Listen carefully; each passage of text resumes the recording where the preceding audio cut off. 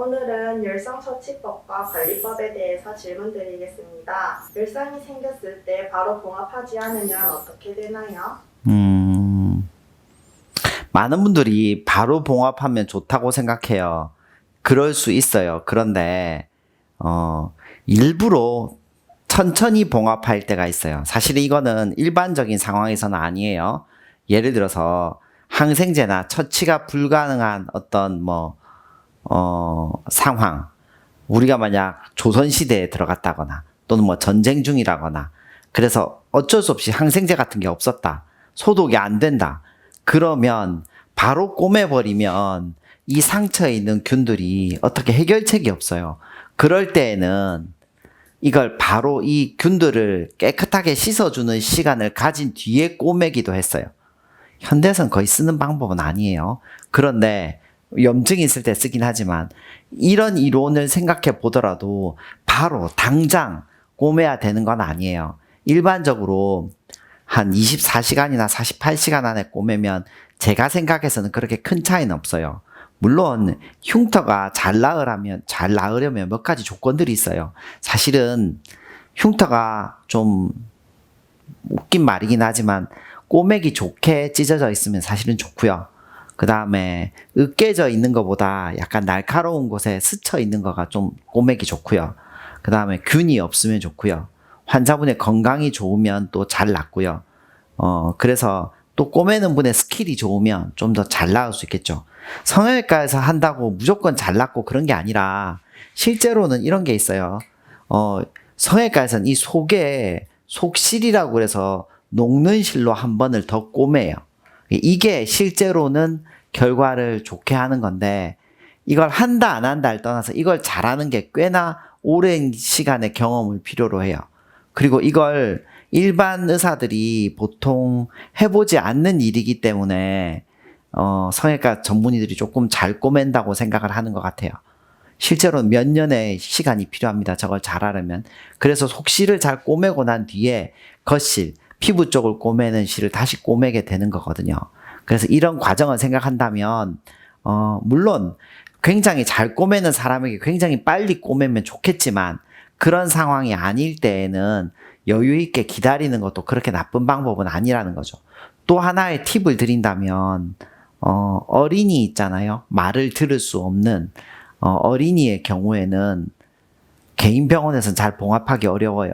그거는 사실은 재우는 약 때문인데 재우는 약이 일반적인 개인 병원에 갖다 놓을 수 없는 어떤 등급이 있어서 그걸 갖다 놓기 어려운 약들이 있거든요.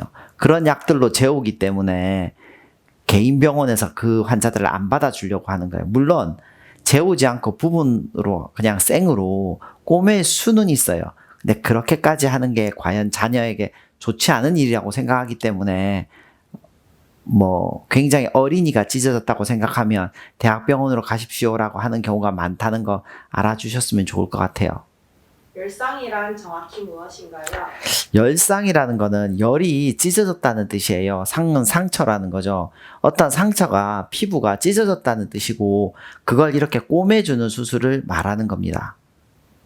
찢어진 상처는 성형외과에서 봉합하는 게 좋나요? 아니요. 꼭 그런 거 아닙니다. 아니고 단순 비교를 해서 성형외과에서 꼬매는 순서가 1등부터 1000등까지 있고 일반 의사가 1등부터 1000등까지 있으면 성형외과에서 제일 못 꼬매는 사람이 일반 의사 1등보다 더 잘 그런 거 아닙니다. 그냥 평균치로 보면 성형외과라는 곳은 전문의 4년 레지던트가 되는 4년의 과정 동안 그 수련이라고 하죠.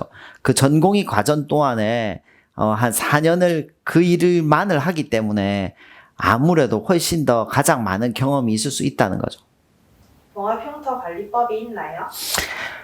봉합흉터 관리법은 실제로는 있는데 그건 조건에 따라서 달라져요. 예를 들어서 ABC 환자가 저희 병원에 예를 들어 똑같은 병원에 온다고 하더라도 그 상태에 따라서 달라져요.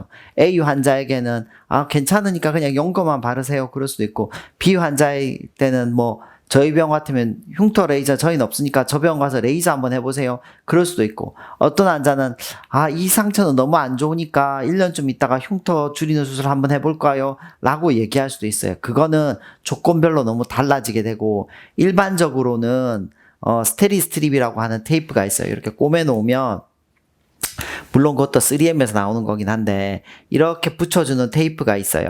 이 붙여주는 테이프가 이 바깥쪽으로 벌어지려고 하는 힘을 잡아주는 거예요. 물리적으로 잡아주는 건데 생각보다 효과가 굉장히 좋아요. 그래서 평범하게는 이 테이프 하나면 괜찮을 것 같아. 한 개를 고르라면 그렇게 얘기해 드리고 싶어요. 응급처치법 알려주세요. 만약 상처가 났을 때 가장 중요한 건 피가 나는지 안 나는지예요. 피가 만약 난다고 생각하면 그 피가 혈관에서 이렇게 펌핑하면서 푹 이렇게 나오는 건지 아닌가 중요한데, 일단은 환자분들이 이걸 뭔가 할 수 있지 않기 때문에 깨끗한 수건으로 이걸 잘 누르는 게 중요해요. 압박을 하면 어지간한 피는 먹게 됩니다. 그 상태에서 병원을 가시기는 것이 좋고, 그 상황에서 이제부터는 판단을 해야 됩니다. 어떤 병원에 가면 이거는 저희가 꼬매 드릴 수는 있는데 이건 흉터가 많이 남을 것 같으니까 성형외과로 가보세요 라고 하는 경우도 있고, 이거는 제가 해도 될 것 같아요 라고 얘기하는 경우도 있어요. 케이스 바이 케이스, 흔히 말하는 케바케이긴 한데, 제 생각에는 그 의료진의 의견을 충분히 경청해서 듣는 것도 환자분들에게 많은 도움이 될 거라고 생각합니다. 감사합니다. 감사합니다.